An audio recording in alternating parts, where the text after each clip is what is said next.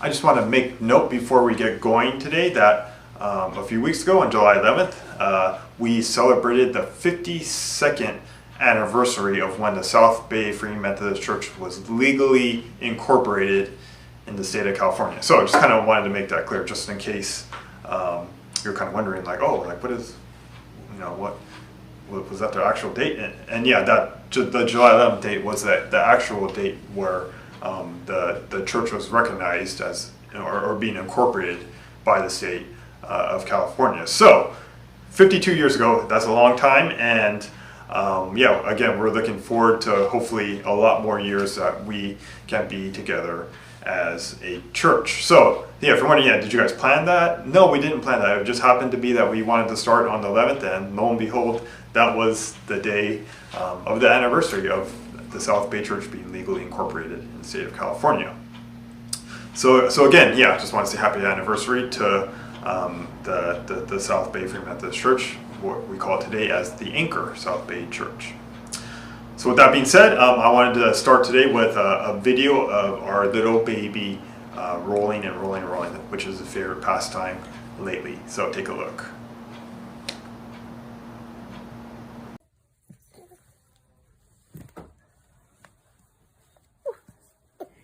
Look at you.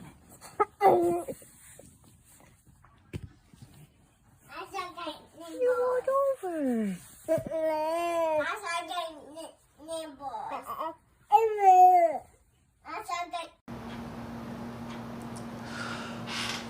A while ago, a good friend of mine told me once, my goodness, Wayne, like you seem so content doing absolutely nothing. And I didn't know, like, if that, like, are you trying to insult me, or are you trying to give me a compliment, or what are you trying to say with that? And yes, if you're wondering, the statement is really true. I'm really content not doing very much. Like, give me a TV, a comfortable chair or couch, snacks, and I'm good. I'm seriously good for the day. Because if you didn't know, I'm actually an introvert by nature. Although I do have extroverted tendencies as I've gotten older and started growing up a little bit. Meaning that, for being an introvert, one has to charge their batteries, I guess you could say, alone, and that's how you kind of gain energy, is by doing something every now and then for yourselves, before you could go back out with being around a lot of people. So yeah, I notice with myself is that if I don't take that kind of me time or doing things for myself, it could get kind of ugly.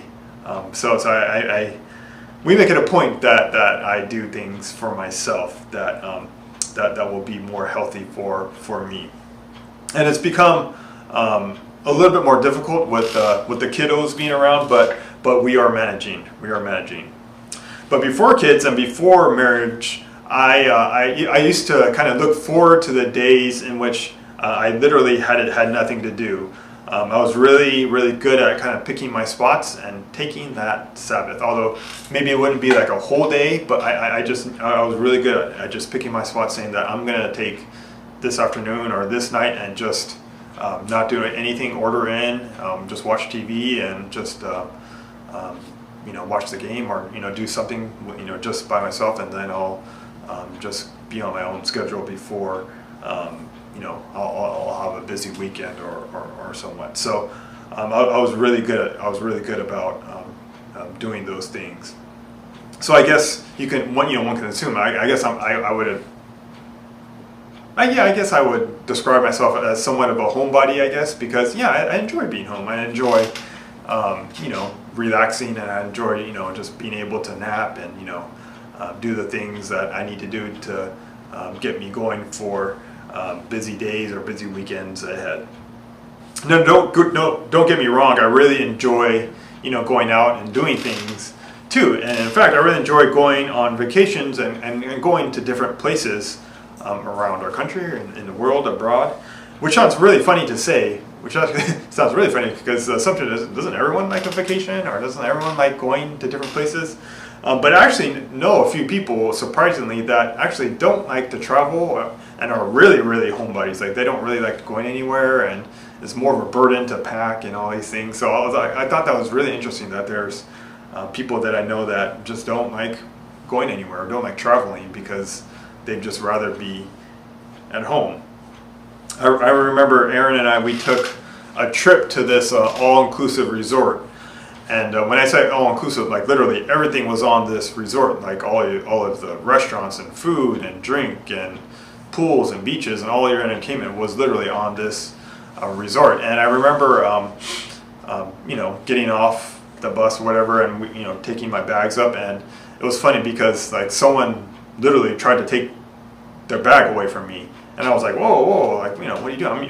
Because I'm used to carrying my own luggage into the room and putting it where I want to and stuff. And they had to explain to me that at these resorts, they actually take your luggage for you and put it in your room, so you don't have to worry about it. They're like, yeah, you're on vacation, so don't worry about it. I'm like, whoa, I'm like, you sure? Like I could put my own bags in my room, but that they were very insistent on that. So yeah, this resort was amazing. Like any more or less anything you wanted to eat any time of the day kind of thing. Like again, pools and beaches, entertainment. You could go and travel, and you could look around the resort, and different excursions throughout the day. So it was a really just we were there for a week, and the first few days was really fun because it's like you're exploring, and we were just trying to do as much as we possibly could. But but it's funny. I think I told Aaron this, but by the middle of the week, I started really like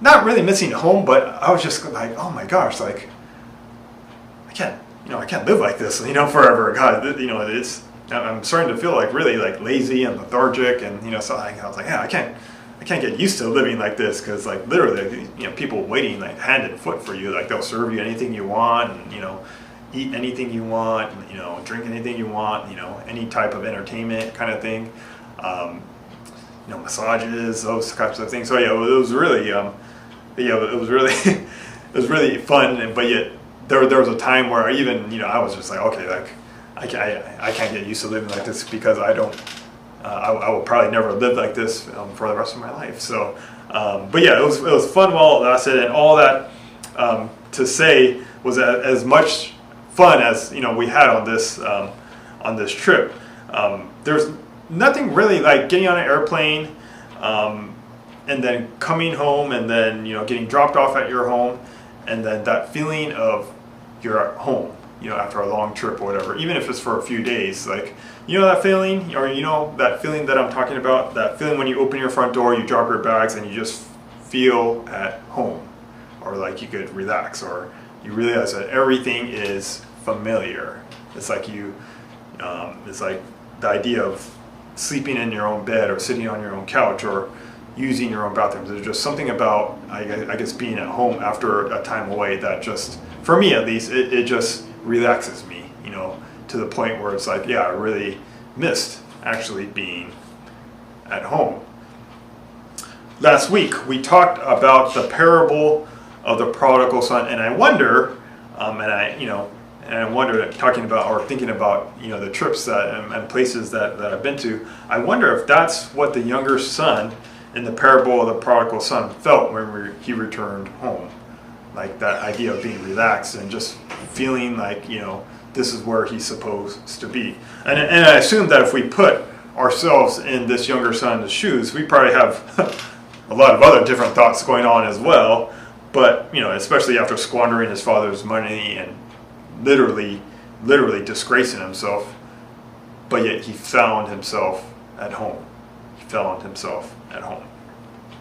Now, if you remember, the definition of prodigal can mean two things that seem contradictory, but the same kind too. Is that it can actually mean exceedingly or recklessly wasteful, or extremely generous or lavish. Now, last week we talked about the younger son in this parable. While the description of this parable fits in relation to the younger son, as he was very, very, very wasteful of the father's money, and then had the nerve to come back when things got a little tough, because there was a famine in the land. So he kind of came crawling back to come home and back to his father. It actually might fit the description of the father better, for in this parable, isn't the father the one who behaves recklessly and lavishly at the same time, allowing his son to leave home with his inheritance in hand, yet welcoming the same son home without asking a question? Without asking a question. Again, reckless and lavish at the same time. And then what happened? They partied. That's what they did. They partied. Because from the father's perspective, for this son of mine was dead and is now alive. He was lost, but now found.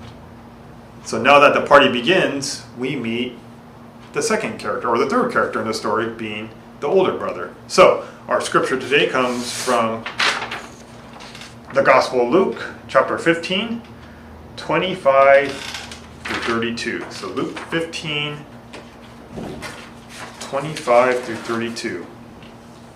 And it says this: Now this elder son was in the field, and when he came and approached the house, he heard music and dancing, hence the party. He called one of his slaves and asked what was going on. He replied, "Your brother has come, and your father has killed the fattened calf, because he has got him back safe and sound." Then he became angry. This is the older brother. He became angry and refused to go in. His father came out and began to plead with him. Verse 29, but he answered his father, "Listen, for all these years I have been working like a slave for you, and I never disobeyed your command. Yet you have never given me even a younger goat so that I might celebrate with my friends. But when this son of yours comes back, who has devoured your property with prostitutes, you killed the fattened calf for him."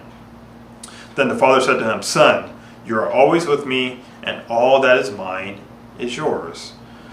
But we had to celebrate and rejoice because this brother of yours was dead and has come back to life. He was lost and is now found." You know, it's really funny too, because at the beginning, again, looking at the entire context of this parable was about, the Pharisees kind of thumbing their nose at Jesus because he was eating with, sinners and tax collectors and stuff like that. And, kind of muttered like, this fellow, this guy right here, he eats with these people. How could he, kind of thing. Same idea. It's funny in verse 29 of where this older son says, "For this son of yours, did all these things." Like he couldn't even call him his brother. Like just being so mad at someone that you can't even call them by their first name. When this son of yours did all this stuff, to which the point of it is, does this older brother have a point in what he's feeling about his younger brother? Like, is it fair that he was upset? To which I want to kind of look at the word fair. Like, what is fair? Who kind of created this concept of fair? So like any English word, like prodigal, fair, the word fair has multiple meanings. Webster defines fair as marked by impartiality and honesty, free from self-interest, prejudice, or favoritism, sufficient but not ample. Other definitions include in accordance with the rules or standards, without cheating or trying to achieve unjust advantage. Synonyms include just, honest, equitable. So then I kind of pose this question to us today, is that what is fair for us? And the second part of the question is what is fair to us the same thing as God views what is fair? So is what's fair deemed to us the same as what God feels as fair? Because logically, when we, logically and having a little bit of reasoning, says that you get what you deserve or you reap what you sow, right? Because that's fair. That's fair, right? And by this logical reason, it states that yes, the older son has a very valid argument in the way that he feels about his younger brother and the treatment that was given to him by his father when he came home. He wasn't pulling any punches, or he would, he was fairly upset about this whole situation. describing the details of what his younger brother spent his money on. He devoured his money and your property with prostitutes. he wasn't messing around. He wasn't pulling any punches there. So again, nobody said that it was easy or made any logical sense, but this is the way Jesus responds. Again, when the Pharisees were kind of saying that, he shouldn't be, spending his time with sinners or welcoming and eating with these tax collectors, that God's love goes beyond what is right and fair in the eyes of the world. So no, what is fair to us isn't necessarily what's fair to God. God has his own structure in terms of what being fair is. So again, God's love goes beyond what is right and fair in the eyes of the world. It is scandalous sometimes. It doesn't make sense sometimes. And it's hard. It's hard sometimes as well. But friends, this is our calling as followers of Jesus Christ. To love, forgive, and show grace, even if it doesn't make any logical sense. Is that easy? Absolutely not. Absolutely not. That is not easy. But this is the bar that Jesus sets for his followers, and this is our calling as followers of Jesus Christ. Right? Because the older son struggles with the idea that he was working so hard for something that he already possessed. He was working so hard for something that he already possessed, which a father was attempting to communicate to him when he says that in verse 30. When he says that in verse 30, son, you are always with me, and all that is mine is yours, or everything that I own and have is yours too. That you're always with me and that everything that I have is yours. Why are you trying so hard to earn something that you already literally have? You already have it. So why are you working so hard for something that's in your possession already? How many of us do that? How many of us do that? This is such a complex lesson for myself, because growing up, for me, I was raised with the idea that you had to earn everything. That literally you had to earn everything. That you had to work for something and work hard at it. And then after that hard work, there should be a good result, only if you worked hard. And if after that hard work one puts into something and you deem there isn't a good result, or a result that you deem worthy, then what? So say you put in all this work to accomplish something, but then you don't get the result you want. Then what? Well, usually what happens is that resentment kicks in. It's like I worked my tail off for what? For nothing? Like really? If you didn't know, we are in the Olympic season. Should have been last year, but we all know what happened in 2020. But so the Olympics are happening right now in Tokyo, and I read this article. I don't want to say funny because it's not funny for the people that were involved, but it was such an unfortunate article that I read, and it was about the Polish women's swim team. Right? It's like, yes, Poland does have a women's swim team. So what ended up happening was that this women's team, they had a certain allotment of swimmers and staff that they could take over to Tokyo to participate in the Olympics. So I think it was around 22, 23 people that they sent over, in their group for the women's swim team, competing in various different events and such like that. So they all kind of got together, flew to Tokyo, and what happened was that when they landed in Tokyo, someone in the Polish swim team's administrative team made a mistake because they misread that they couldn't send 22 or 23 people and swimmers over to the Olympics, and that they could only send 17. So what that meant was that they had to send 6 of their swimmers back home to Poland. And mind you that, with the Olympics, is that this thing happens only once every 4 years, well, 5 years now because of what happened last year. So these people are, this group of, swimmers, of women swimmers from Poland, They literally dedicated their lives to swimming for 4 years to make this Olympic team and to represent their country on the world stage. And there were 6 swimmers who made the trip to Tokyo after committing their lives to swim, to represent their home country, being sent home after actually being in Tokyo for the Olympic Games, being sent home due to an administrative error. Due to administrative error. It wasn't that they couldn't swim, but they were sent home because they sent too many swimmers and they weren't allowed to send that many swimmers. Gosh, can you imagine the feeling of those 6 swimmers? It wasn't very good. I read some of their responses, and yeah, obviously they were very, very, very, very, very resentful and disappointed, and just, I don't blame them as well. So I asked, what would it look like for our lives from this perspective? Not the resentment perspective, but that we didn't have to earn God's love because we already possess it. So again, verse 29 of this the older brother says that I've been working like a slave for you, and you've given me nothing, which is what he told his father. I've been working like a slave for you, and you've given me nothing.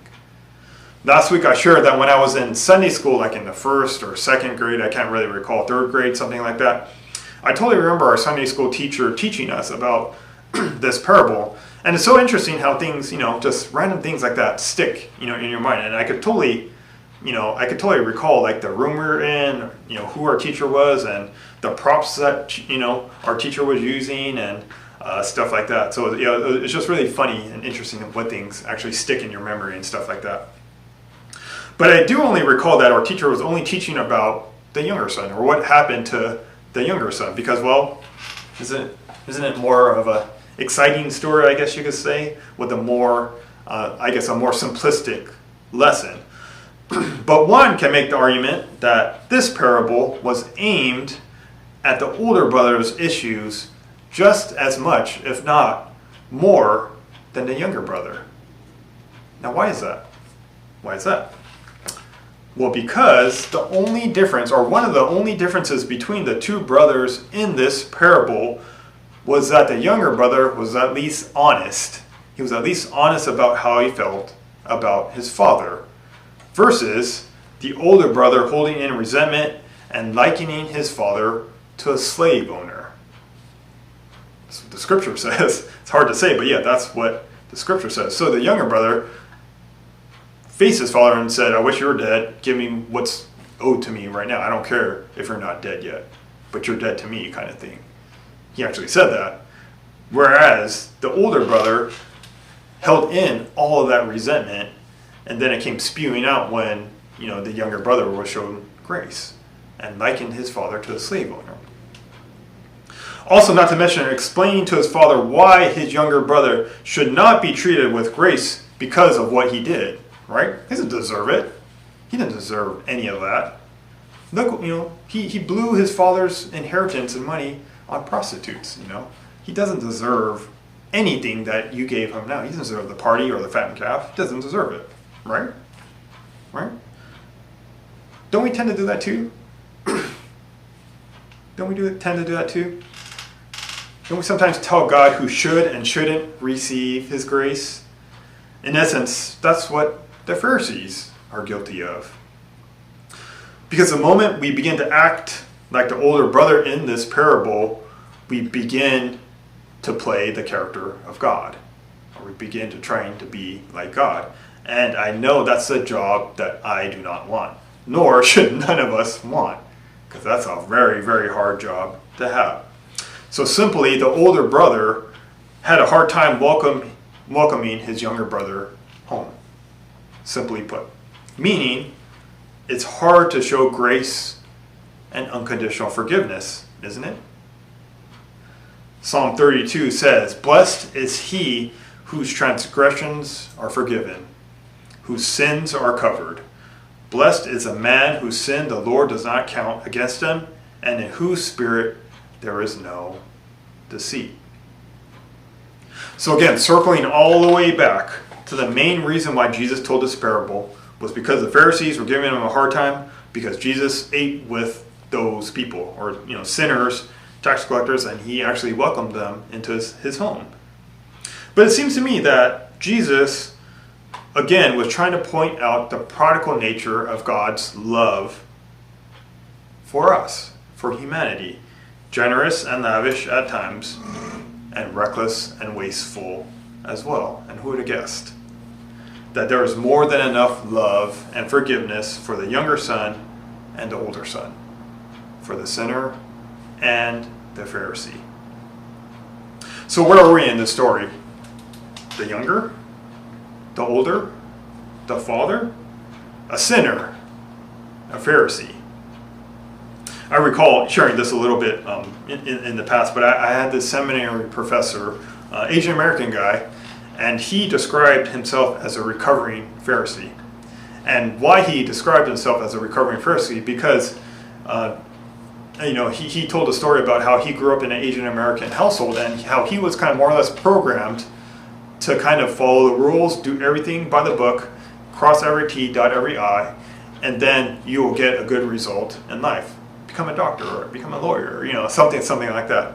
But he became a pastor and a seminary professor. So, so a lot of what his ideas were about the Pharisees was that some of us may have a lot more in common with them than you think. And then I after thinking about that, I was like, yeah, that's in a lot of ways that's how I kind of grew up as in an Asian American household as well. It's just to put my head down, to do my work, and to not make a fuss of things, and to, don't cause any distractions, and just do your work and put your head down, and that's kind of it.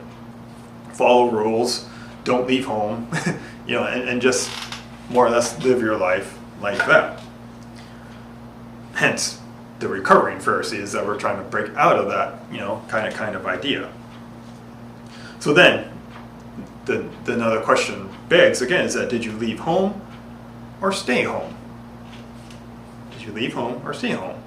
When have you been prodigal, wasteful in using the resources given to you, or reckless in rejecting the grace of others? And when have you been prodigal, lavish in giving or receiving forgiveness, generous in sharing what you have, loving without counting the cost?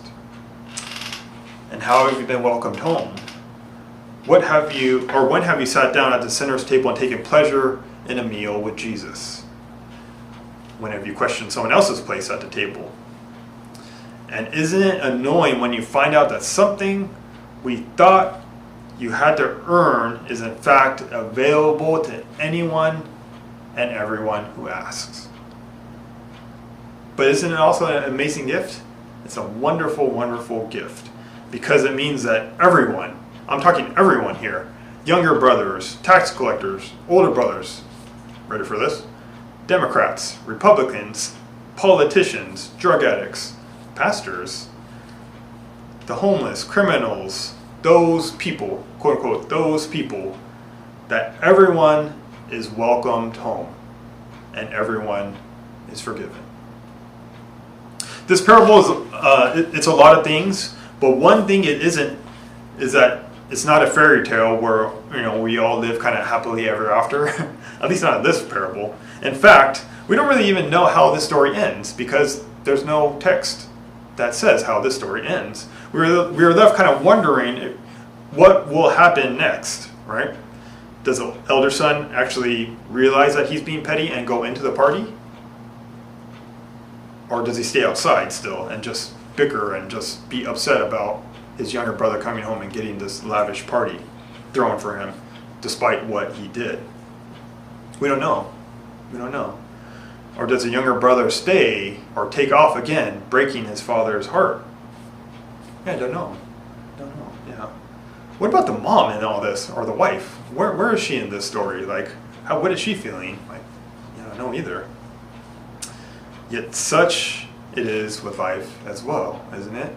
Because we are part right now of a story that is continuing to unfold in front of our eyes. So may we receive this prodigal love that God offers to each and every one of us, so that we can pour this prodigal love out to others. May grace and peace be with you all. May you enjoy your week ahead.